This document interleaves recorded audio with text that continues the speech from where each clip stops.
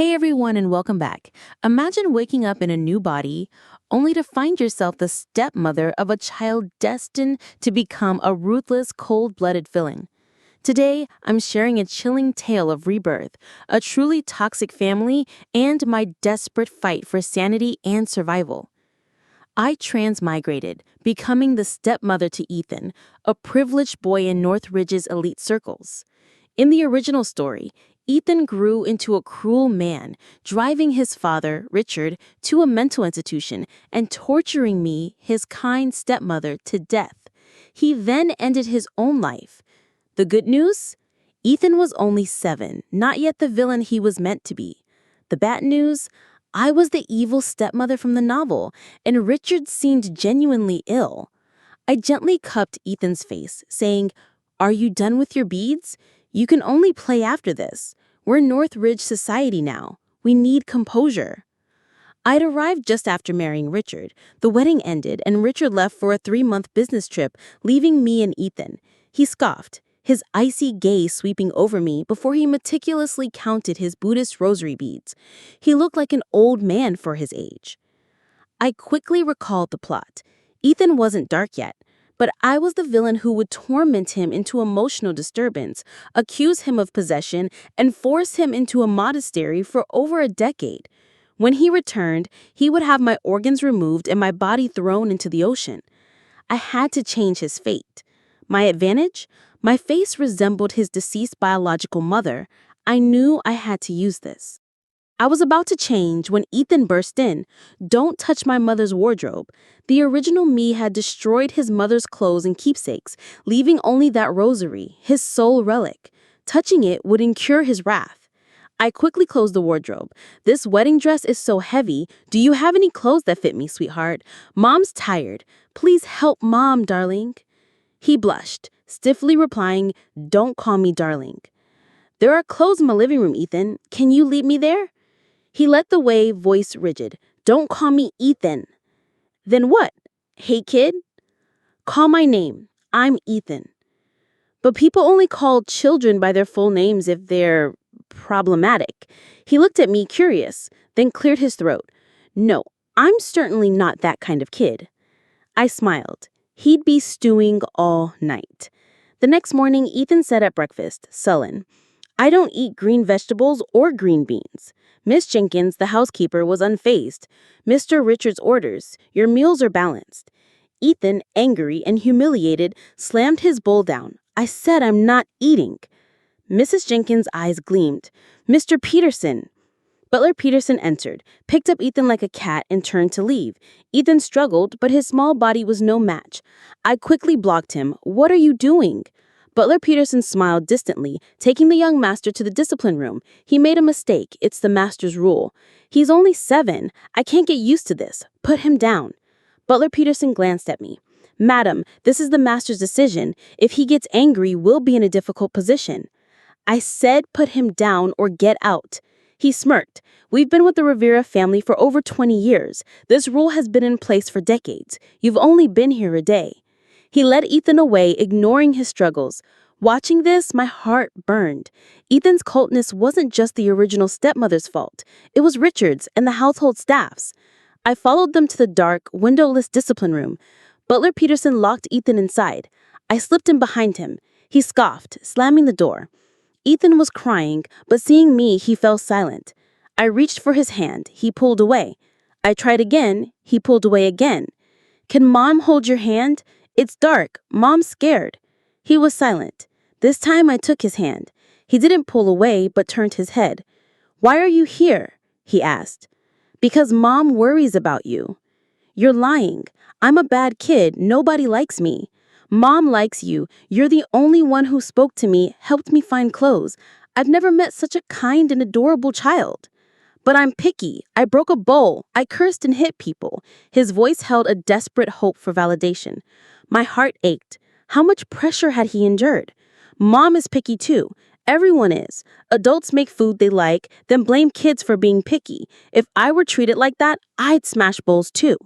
You doing that shows that you know how to fight back. You're strong. I really like how brave you are." "Really? Adults are picky too?" "Of course. Mom doesn't eat broccoli. think. If a dish never appears on your table, it's because they don't eat it. I showed him a grocery app. His eyes lit up. They've never had bitter melon. When we get out, we'll make them eat bitter melon every day. He cheered up, moving closer. I stroked his head. He stiffened, then turned away shyly. But yesterday, you said I was that kind of bad kid, right?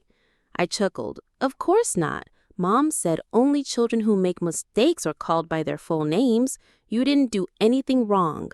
Mom just wants to call you affectionately. He tried to hide a smile. My mother called me Ethan. Ethan? My name is Ava Chen. You can call me Aunt Ava or just Ava. We sat side by side. I knew staying wasn't good. This cramped room, the suffocating air, I couldn't imagine what he'd endured.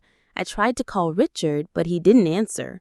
Useless, Ethan scoffed. My mother couldn't reach him either. Finally, Butler Peterson opened the door. The light blinded me. I shielded Ethan. Butler Peterson's eyes held a cold sneer. Madam should worry about herself. I've reported everything. Master says if you interfere again, he can lock you in too. Excellent, I thought. Richard answers the butler, but not me. I glared at him, then picked up the sleeping Ethan. Butler Peterson snatched him, putting him down. The young master is 7. He must be independent, not carried by adults, especially women. Rage flared.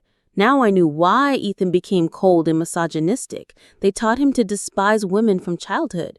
With such toxic people, reasoning was pointless. I grabbed a vase and slammed it onto Butler Peterson's head.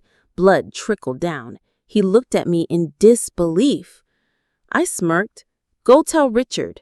Tell him I hit you. Or call the police. See if he keeps a 20-year veteran who disgraces the Rivera family.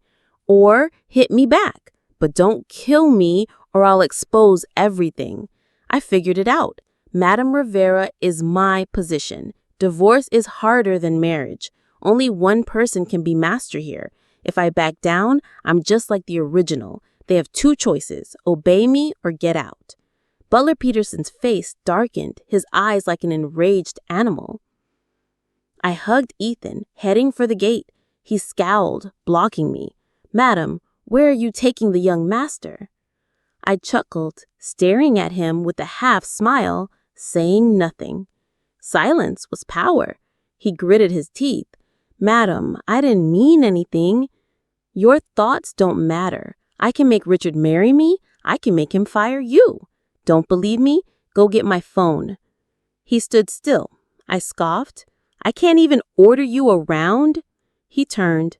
I seized the chance, kicked him hard, sending him flying back into the dark room and slammed the door. Frantic pounding echoed. Ethan's eyes widened, delighted. Is that okay? Was it fun? Fun, but not right. Mom always taught me not to treat people like that. But he bullied us. He locked us up. I was hungry, and he disrespected women. Exactly. Children who do wrong get punished. He did wrong, so we punish him. That's fair, right? Right. Ethan seemed to calm, perhaps having always wanted to retaliate against Butler Peterson. Now he finally could. I told the other housekeepers the villa will be closed for 3 days. They left. Only Mrs. Jenkins lingered. Where's Mr. Peterson? I gave her a cold stare. Do you need him? Or do you only obey him, not me?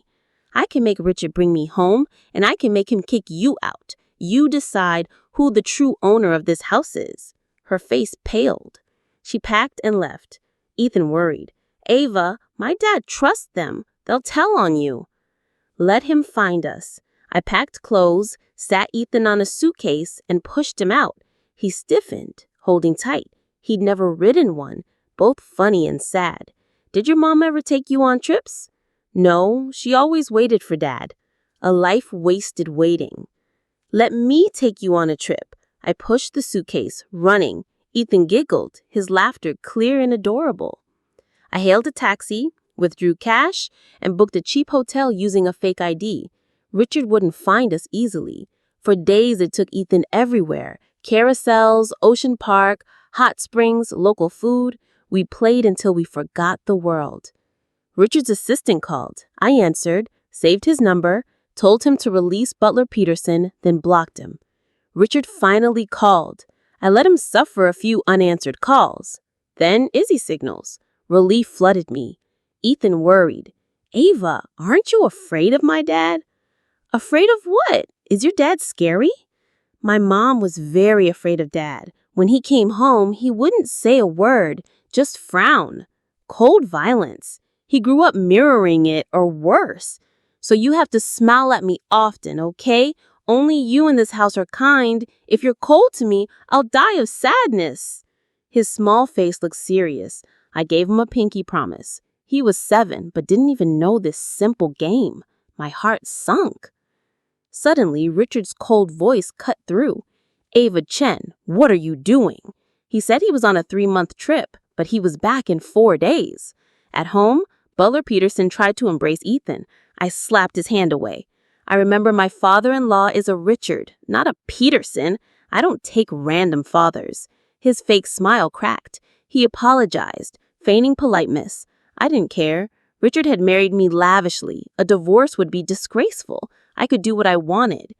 I pulled Ethan onto the sofa. Butler Peterson, you weren't so polite the other day. You told me to know my place and that you're the Rivera family's rules. Even my father-in-law doesn't talk to me like that. I thought I married into a rich family, but this CEO has 2 dads. I glared at Richard. His face darkened. He was a master of cold violence. Butler Peterson sweated. Master, I never said those words. I just wanted to help Madam adapt.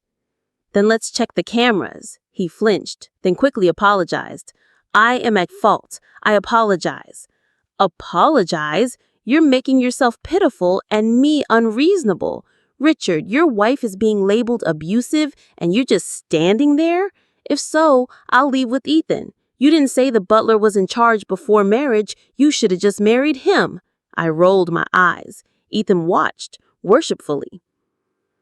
Richard ordered the cameras checked. The footage showed Mrs. Jenkins releasing Butler Peterson from the dark room and them hugging and kissing. My eyes widened. I shielded Ethan. Butler Peterson and Mrs. Jenkins went pale. Richard's voice was cold. You 2 are fired. Wait, keep playing. More footage. Butler Peterson and Mrs. Jenkins scheming against us. A chilling line. That Miss Thompson, that socialite, didn't we train her like a dog? This one is just a gold digger. Let her play her role, then there will be a good show. Miss Thompson was Ethan's real mother. Ethan jumped up, punching Butler Peterson. You bullied my mother. I'll kill you. Richard lunged to stop him. I held his arm. Let Ethan vent. They killed his mother. He has the right to be angry, not emotionless. Richard's eyes darkened.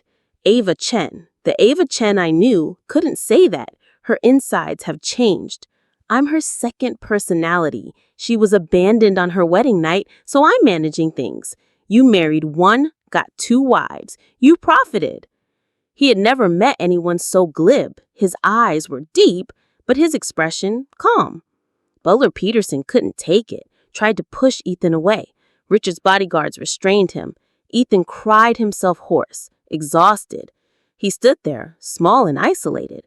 Children raised with love would seek comfort, but he just stood still. He likely felt no one would hug him. I embraced him gently. He struggled, but I held him tight, letting him cry. Ethan, my good, brave boy, cry if you need to. I know you're courageous, wanting to protect and avenge your mother. You're wonderful. Your mom would be proud. He snuggled into my arms like a puppy. Richard frowned, but said nothing. Ethan fell asleep. I carried him to his room. I knew Richard and I would clash. Stepping out, Richard said, "You can't spoil Ethan like that." Spoiling? Comforting him is spoiling? No wonder you ended up in a mental hospital, idiot. I scoffed, turning to Jay. Don't let old man Peterson and Mrs. Jenkins leave. Check their past records. How many times was Ethan locked up? Investigate Mrs. Jenkins' cooking. She knew he hated green beans. And how they treated Miss Thompson. Jay's eyes gleamed. He left. I sipped tea. What were you saying earlier about spoiling children? What kind of difficult childhood made you think comforting a child is spoiling? This ignited Richard's cold fury. He grabbed my wrist, pulling me upstairs. My mind raced. Not the choking scene again. He pushed me against the wall, grabbed my throat. I gasped, eyes bulging, trying to kick him. He let go. My throat burned. Ava Chen, you've been too much. You're the madam. Know your place. I'm letting this slide, but next time, your position ends. My throat burned. I wanted to retort. I grabbed a water bottle, chugged it, then threw the rest on him. His eyes burned red, jaw clenched. I attacked first. Richard, are you crazy? I saved your son. He was locked in that dark room, a 7-year-old forced to eat what he hated, do what he didn't want. Have you ever seen him smile? He lives like a shadow while you party and do whatever you want. He rode a carousel for the first time at 7. Yet you, a father, listen to your cronies, scold him, punish him. I took such good care of him. You should reward me, not choke me, you lunatic. I ranted, satisfied. If he dared to argue, I'd go 300 rounds. But Richard said coldly, I grew up that way too. Those are the Rivera family rules. I froze. So this madness was hereditary, a chain of sin. Only someone brave enough to break it could end it. Richard's ex-wife, Miss Thompson, must have entered a family of lunatics. You were once drenched, so now you tear Ethan's umbrella? If you love that lifestyle, you must adore your parents. Why weren't they at our wedding? Richard's face darkened. He stormed out. I scoffed. I remembered nothing of his parents. I messaged Bella. She replied, hinting at my wealth. I sent her $10,000, then another $50,000. Money here was like leaves. $60,000 hurt my heart. Bella finally replied, your price is just enough for this information. Richard's parents were put in a nursing home by him. They longed for him, but he never visited. This wasn't a secret, but no one dared speak it. I laughed, then couldn't. Ethan truly mirrored Richard. He hated his father, yet repeated his path. If a child is depressed in a family, they're likely the least hurt. The truly sick person is Richard. He was an unchangeable CEO, and I had no interest in saving anyone. Saving implies power. I could only offer a hand, a support. I could accompany Ethan, teach him. Richard, I was helpless. Dinner was good. No green beans. Ethan ate well. I ate well. Richard glanced at us. He winced after a bite. I'd put mustard in his rice. Ethan is so good, not like his dad, who leaves food. Before, Ethan got locked up if he didn't eat. Will Dad be locked up? Richard froze, then ate. Butler Peterson and Mrs. Jenkins were miserable. Their table had bitter melon, sour bamboo shoots, fermented bean water, and rice paddy herb. Eat it. So picky, yet you lectured children? Two-faced. Finish it or go to the dark room. Adults set an example. Butler Peterson forced down bitter melon, but spat out the bean water. Mrs. Jenkins vomited from the rice paddy herb. Both were black-faced. Under guard, Butler Peterson was locked up. Mrs. Jenkins force-fed the rest, then threw up. Ethan's eyes sparkled. Ava, adults are picky too. That's right. It's not your fault. If anyone scolds you for being picky, they're petty. Ignore them. I glanced at Richard. He didn't react. After dinner, he looked at Ethan. Why do you call her Ava? She's your mother. Ava Chen, you're old. You don't get youth slang. I like him calling me Ava. I'm young, only 25, not 30 like you. Ava Chen. His eyes flashed. I wasn't scared. After dinner, I read to Ethan, talked about life. I asked his favorite games, where he wanted to go, what friends did. School made him quiet. I changed the subject. I coaxed him to sleep, then fell asleep myself. Middle of the night, I awoke, remembered something. I found a soft rope, crept into Richard's room, and wrapped it around his neck, tightening it. He gasped, grabbing the rope. I used all my strength. Just as he was about to pass out, I let go, stepped back, and turned on the light. Richard clutched his throat, gasping, eyes bloodshot. Ava Chen, are you crazy? Richard, listen, if you choke me again, don't sleep. I'll pay you back. I'm free, all day just to fight you. I gritted my teeth, eyes murderous. He stared, disbelieving. He got up. I feared a hit, dodged to another room. I heard him put on his coat, storm out, drive away. The engine roared into the night. I leaned out the window. "You can leave, but send the monthly allowance, or I'll sell everything." He slammed his car door, sped off. I sighed. Finally, that lunatic was gone. I could sleep. Days passed happily. I disciplined Butler Peterson and Mrs. Jenkins, then took Ethan out. When money ran low, I messaged Richard. He transferred it without a word. Perfect. I just needed a dead husband who transferred funds regularly and didn't bother me. Early August, Richard returned, his face icy. Jay finished reviewing 3 months of camera footage. 1. Butler Peterson locked Ethan in a dark room 45 times for 1 to 2 hours each time. 2. Mrs. Jenkins cooked based on her mood, deliberately making hated foods if she lost at cards. 3. Butler Peterson and Mrs. Jenkins enjoyed seeing Miss Thompson disappointed. They'd tell her Richard was coming home. She'd cook, then they'd lie he wasn't, eating her feast while she starved, leading to stomach cancer. She was too heartbroken to fight it.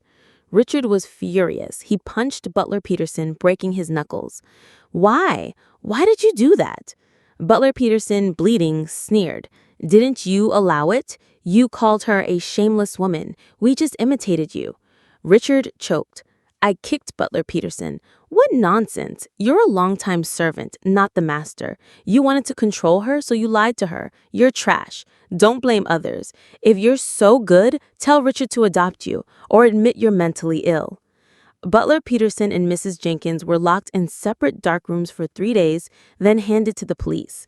Richard's lawyers gathered evidence for abuse charges, 2 to 7 years.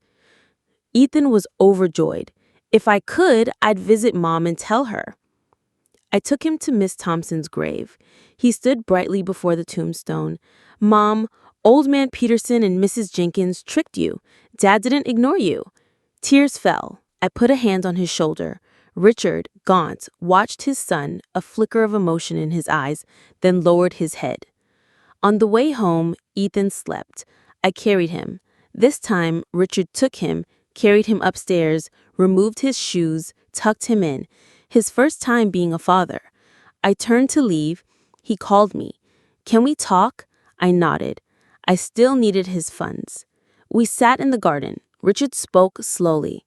"My parents were strict. They made me yield. If I failed, they punished me, locked me up, whipped me.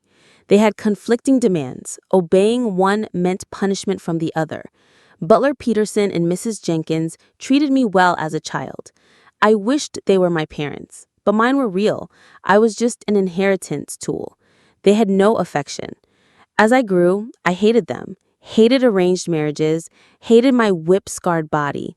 Miss Thompson was good, but she broke 2 taboos, arranged marriage, and the first time we met, I was drugged. It made me feel like an animal. I hated myself. But my parents were happy. I married her, then drugged them and sent them to a nursing home. I didn't know how to face her. Seeing her reminding me of my disgusting self.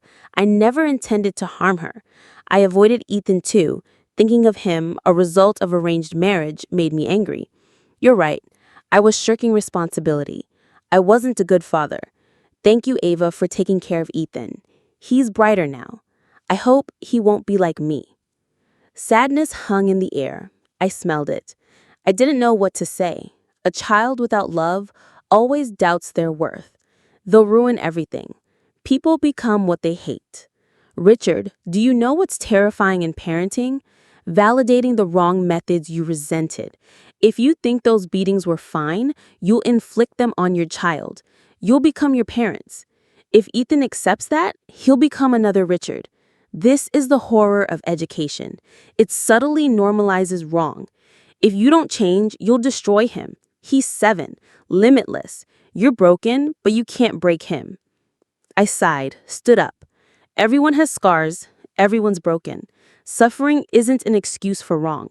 Fault is fault. Richard stayed in the garden, getting mosquito bites. I went to bed, then thought, his problems aren't mine. I turned over, slept soundly. Next morning, Richard was at breakfast. He nodded, ate quickly. I forgot mustard.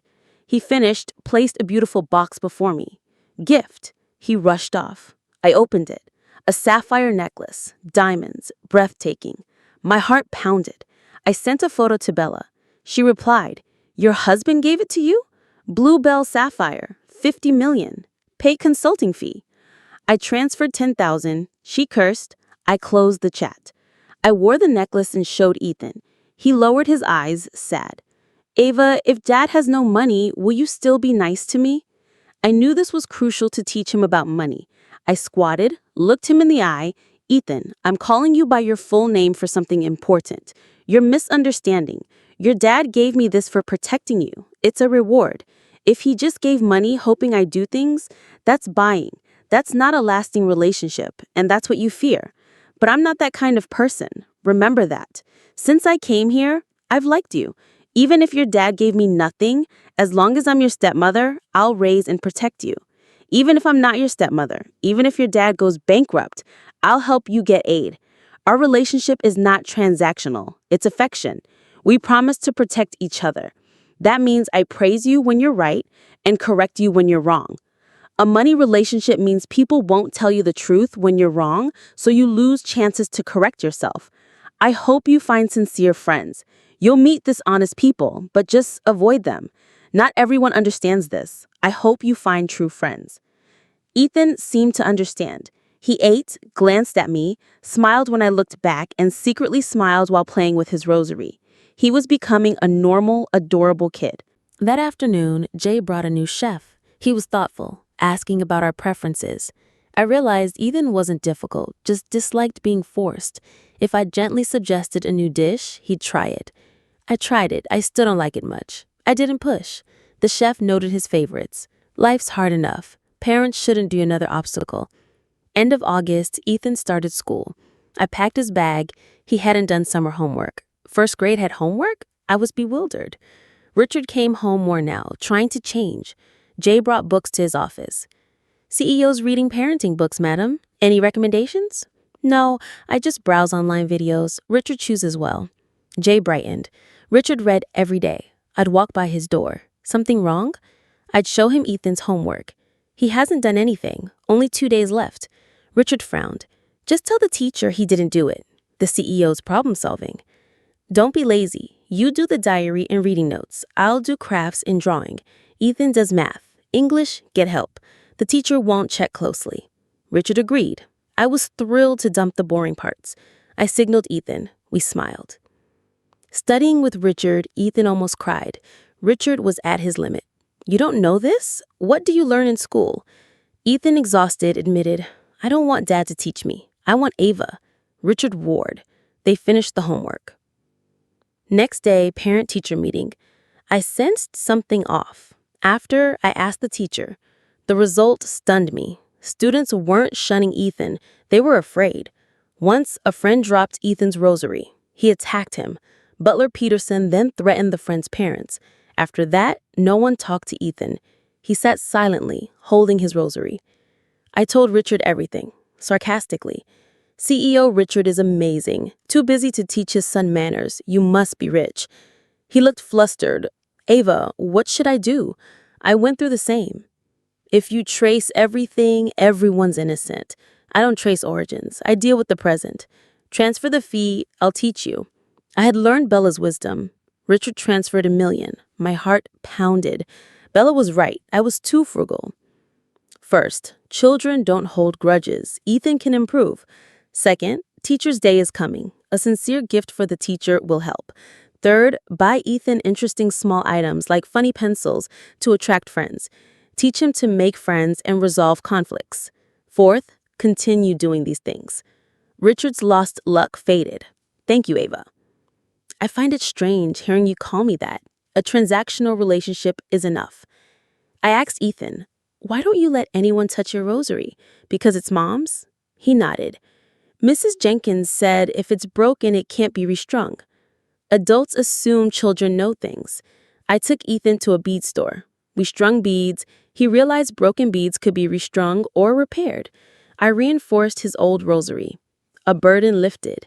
He wondered if hitting his friend was wrong. Don't dwell on it. Everyone makes mistakes. Learn to let go of the past. Forgive yourself. Just try not to regret it next time. That night, Ethan and I stayed up late, gossiping about classmates, identifying likes and dislikes. The next morning, I gave him cute erasers. Share with your desk mate. If someone forgets, lend one. Friendship starts with simple things. That afternoon, the teacher posted family info. I marked classmates in our area, planning accidental meetings. But my plan failed. Ethan sat quietly, counting beads, not interacting. His corner was a dead zone. My heart ached. The boy who laughed on the carousel now retreated into himself. He didn't use the erasers, not unwilling, but scared. First day failed, but it's okay. As long as I'm here, as long as he tries, we'll restart. First time being a parent, the teacher called me for a private chat. The whole elementary school was obsessed with rosaries, thanks to Ethan, my son Northridge Buddhist, master of flexible beads. I was blank. Before, I worried he had no friends. Now I worried he'd make everyone meditate.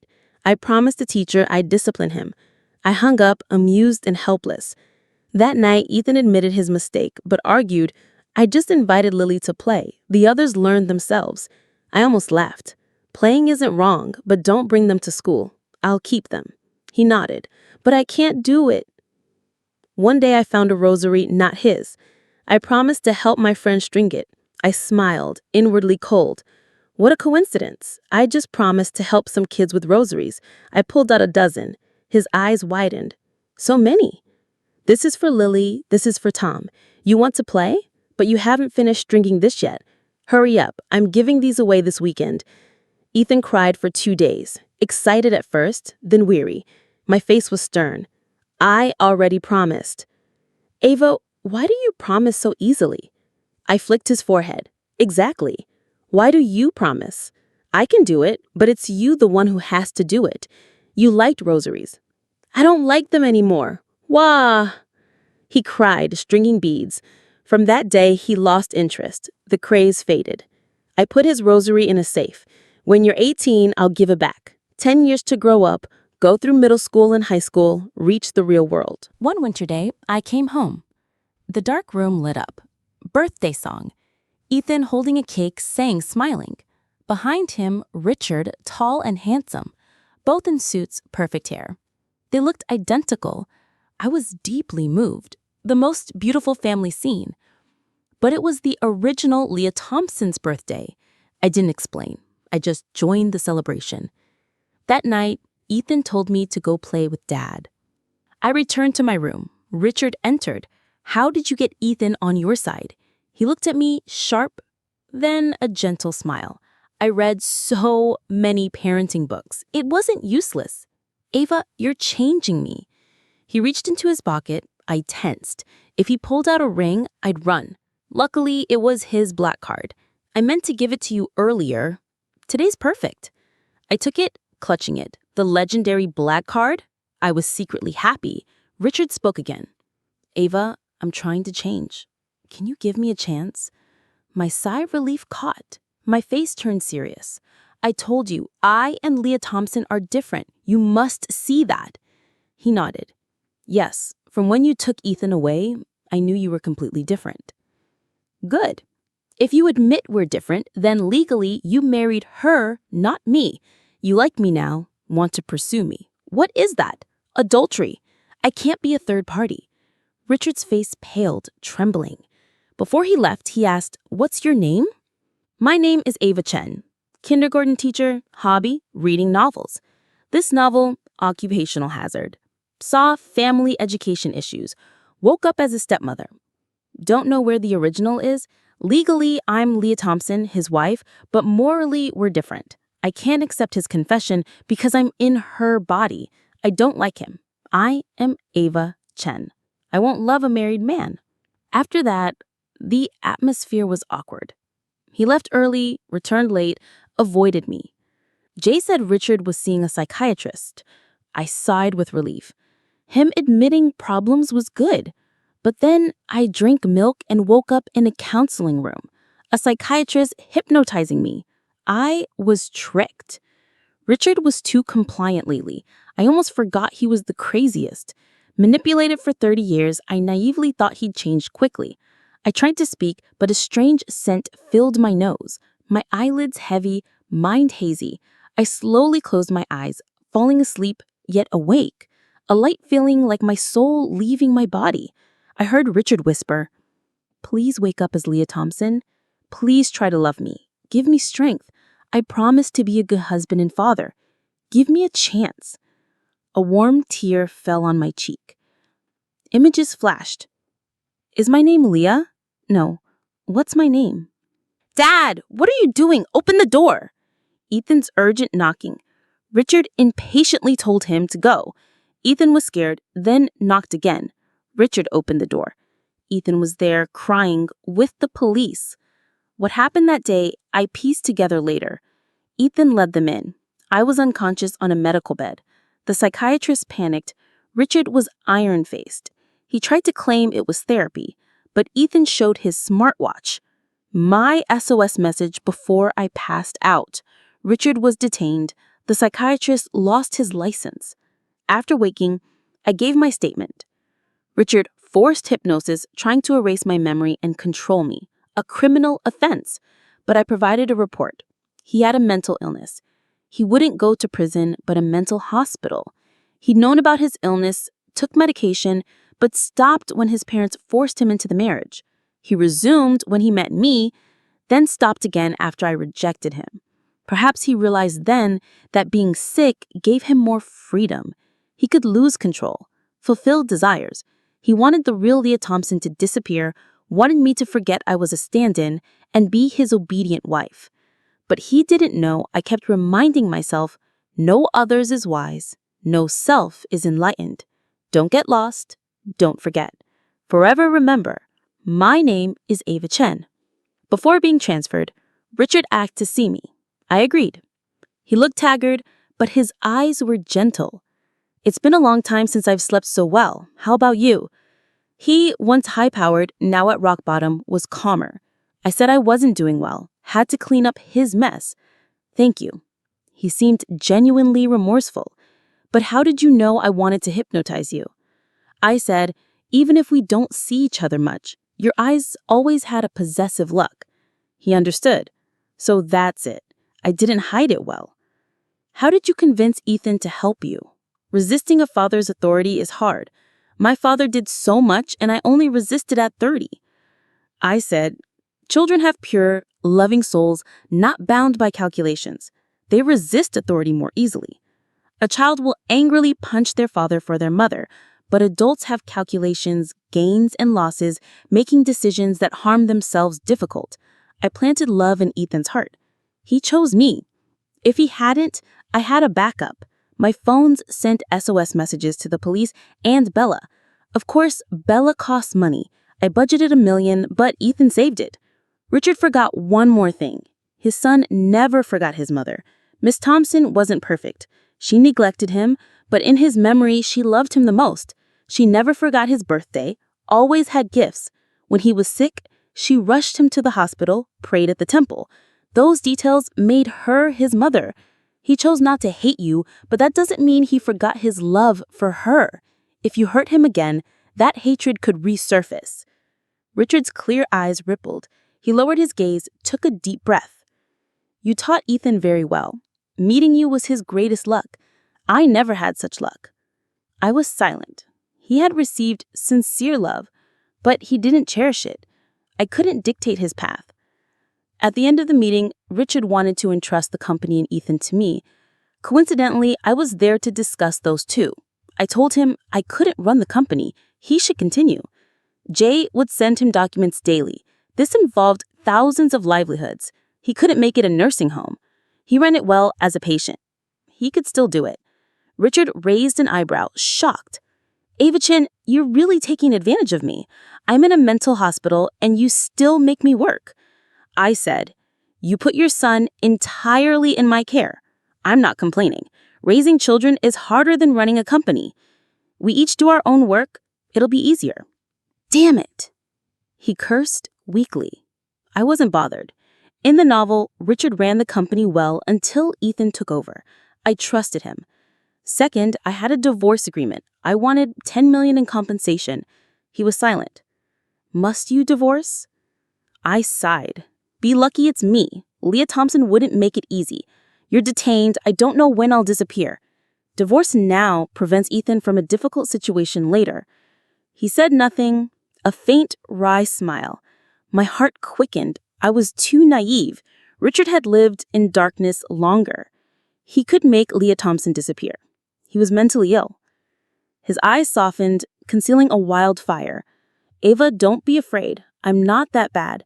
Only those with moral limits feel pain. If I truly had no limits, I wouldn't be here. I sighed. Sign it. 10 million is compensation for Leah Thompson. I've taken her body. I should get her some rights. She loves money, never did wrong, and I like money. Richard corrected the amount. 110 million. 100 for you, 10 for her. But one condition. Don't tell Ethan we divorced and take care of him. I sighed with relief. This was my original plan. I signed the agreement. Can you arrange a position for me in the company? I want to learn. Whether I return to my old world or not, this chance to experience the elite world is rare. I don't want my life to revolve only around childcare. I need achievements. It's good for both of us. Richard agreed. I became Jay's assistant. Jay interacted with all levels. Richard thought it through. I thanked him. As I opened the door, his hoarse voice echoed. Help me apologize to Ethan. Teach him not to be like me. I gently closed the door, leaned against the wall, and slid down. My heart was complex. Everything went too smoothly. It showed me Richard's good nature, but also his misfortune. Family, love, fatherhood, all painful. I pushed him into a mental hospital. From inside, a muffled sob, like a wounded animal. I listened, then crept away. One's life isn't all about the past. The hateful are often pitiable, but one's life should trace its roots to prevent repeating tragedy. Richard was here, but Ethan's future held hope. In the large villa, it was just Ethan and me. He matured overnight, became obedient, understanding, and relied on me more. But I knew he still had nightmares, still wondered if he did wrong. I truly thanked you, but the person you saved won't think you're wrong. In her eyes, you're a hero. Making the right decision is painful. You overcame your desires, societal binds, conscience. You did it. You're my little hero, Ethan. You saved me. I'm truly happy. He was learning to dialogue with himself, making peace with the past. I often took him to visit Richard. They spoke little. One worked, one did homework. Goodbye, Dad. Goodbye, Ethan. A quiet peace. I'd suggest ways for Ethan to talk to Richard. He'd say, Ava, our relationship is just like this. Dad's comfortable. I'm comfortable. No need to force it. I'm happy. This is the most harmonious time. Daddy used to get angry, but now he's not scary. He had overcome Richard or his fear. He was amazing. In middle school, Ethan transferred, got into a top high school. He focused on studies, excelled. I felt at ease. One day, I passed his school, waiting for him. Students poured out. I saw Ethan, heard them call out, "Bye, Northridge Buddhists." He waved, smiled, unconcerned. But something nudged me. I'd worked so hard to shed that nickname. Who gave it back? Ethan saw my half-smile. Oh, scared now? I slung my arm around him. Let's go home. We'll string rosaries. His face changed. They're just joking. My friends secretly read novels when stressed, then they called me Zen. This was the plot's power. I tried to divert him, but the story adjusted. But I believed in time. Even a 1-degree deviation over a long line creates a huge distance. He might not notice, but a taut bowstring should stay taut. I told him bland jokes. We're Northridge Buddhists, we can't laugh freely. I'll tell jokes, you can't laugh. A boat going upstream, 5 animals. Before the 3rd sentence, he giggled. I was relieved. My kid had my low laugh threshold. I reminded him, don't label yourself. Suggestion is powerful. Understand yourself. It's hard. Some never know. I learned from a great person. I'm introverted, thoughtful, empathetic, self-reliant, but I get drained socially, tired of teamwork, don't understand lazy people, hurt myself by understanding others. Understanding myself helped me choose careers decisively, attract similar people. My life got easier. I hope Ethan thinks about this now. He'll accept life's joys and sorrows, accept himself. In high school, Richard was discharged, medication working well. He bought a villa next door, close, but not interfering. We met holidays. Richard tried to remember our preferences, food, drink, snacks. He tried to make us comfortable. Ethan shared his interests with Richard.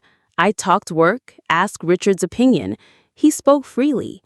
I was grateful for the good people in my life. His feelings for me settled, no longer romantic.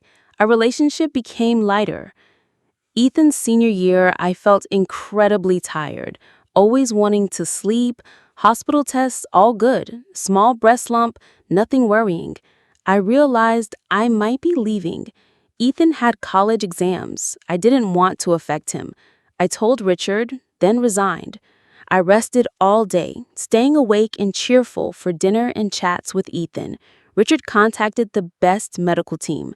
Tests, still no change. His eyes welled, hands trembled, lips pale. He swallowed hard. Ava chin. My spirit was exhausted, eyelids heavy, but he was in pain. Don't worry. I think I'm just returning to where I belong, not dying.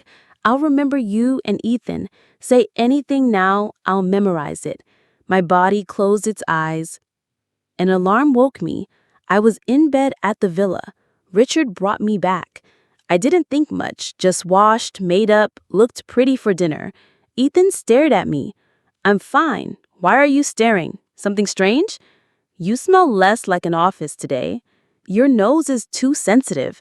I yawned. Work's tiring. Taking a few days off. You'll smell more like an office later. In the novel, Ethan lived for work.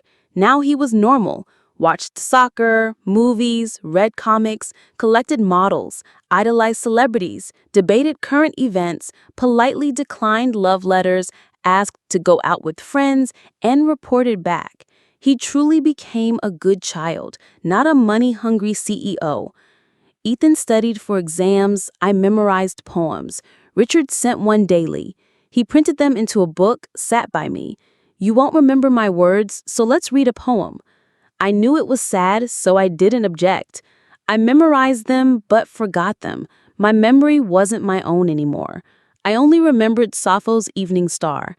Evening Star, bringing all things home. You bring the sheep. You bring the goats. You bring the child home to its mother. Maybe it was my role as Ethan's mother, or me returning to my own mother. I felt only peace. After Ethan's exams, the three of us celebrated. The road was crowded, but smiles were everywhere. Parents with kids, groups of friends. Ethan's friends called him. He refused, then kept checking his phone. I nudged him. Exams are once. No more gatherings like this. Don't force yourself for us.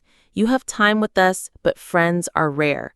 Many want to see you. Go. No regrets. Ethan hesitated. Go. I really want you to. I encouraged him. He nodded. Richard and I took him. A girl ran to greet him, shyly stopping when she saw us. Her eyes sparkled for Ethan. He waved, embarrassed, and walked away with her. Tall, strong, beautiful. I asked Richard, "What's her name?" I knew he secretly watched Ethan. Daisy. A little regret, not the female lead's name. I might not see Ethan meet her. I taught him to be good. If he didn't meet her, fine. If he did, I hoped for a beautiful, peaceful life, supporting each other. Richard and I walked late. I leaned on his arm, fell asleep. Before drifting off, I felt him lean down, lightly kiss my lips, then pull away. A touch of reproach, then darkness. When I woke, oh well, I can't demand he be a gentleman. Sometimes I want to be selfish. Being muddled is okay sometimes. On Ethan's 18th birthday, I passed out completely. I heard Ethan crying, Richard frantically calling my name. Someone called an ambulance. Someone brought cold compresses. I felt light drifting from my body. I saw my body awaken, eyes slowly opening. Richard and Ethan froze. Just a glance, I knew the person in my body wasn't me. Richard staggered back, slumped on the sofa, despairing.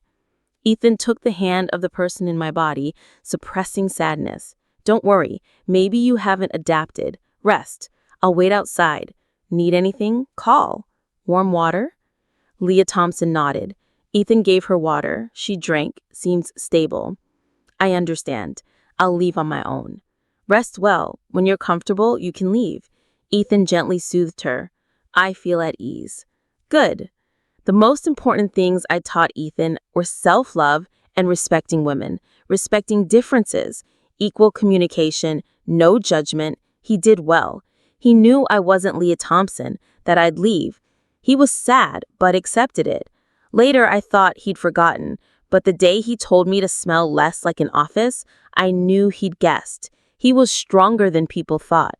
Seeing him suppress his emotions to comfort Leah Thompson, I was completely at peace. He had grown into a sheltering tree. I sank into eternal darkness, leaving forever. My soul floated. Love is eternal. When Leah Thompson left the Rivera family, her heart was empty. She'd worked so hard to marry into wealth, then woke up outside her body. She hadn't enjoyed anything. She was hazy, had to leave. But she felt lucky. The replacement happened while she slept. No one knew that in her deep sleep, she had a nightmare. She treated Ethan badly and suffered a tragic ending. Several times she woke up, saw what Ava Chen did. Compared to her own actions, she was shocked and awakened. Ava Chen's presence not only helped Richard and Ethan, but also indirectly saved her. She felt no resentment. Ava Chen took good care of her body. If she'd continued her old life, she might have gotten sick young. She left the Rivera family with nothing. She'd meant to take things, but seeing the Richard and Ethan's red eyes, she decided to buy new. Ethan gave her a letter. Dear Leah, I'm sorry for borrowing your body for over 10 years. You haven't enjoyed your youth. Waking up over 30, you must regret it.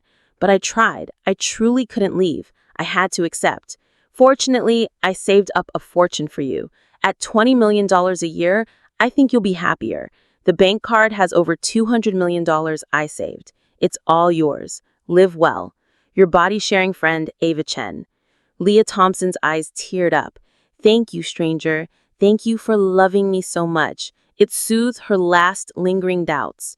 After leaving, Leah Thompson still followed Richard and Ethan. She saw it as after-sale service, repaying Ava Chen. She heard Richard and Ethan bought a grave for Ava Chen, burying her next to Miss Thompson. On Qingming Festival, she visited. Two tall figures, like statues, stood there, then cleaned the graves, replaced flowers, then left. In the drizzle, her heart was heavy. After they left, she looked at the tombstones.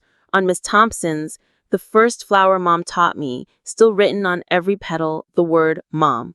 On Ava Chen's, O Hesperus, you have brought back all that the dawn scattered. You bring the sheep, you bring the goats, you bring the child home to its mother. She read it again and again. Her soul bloomed. What a beautiful poem, truly beautiful.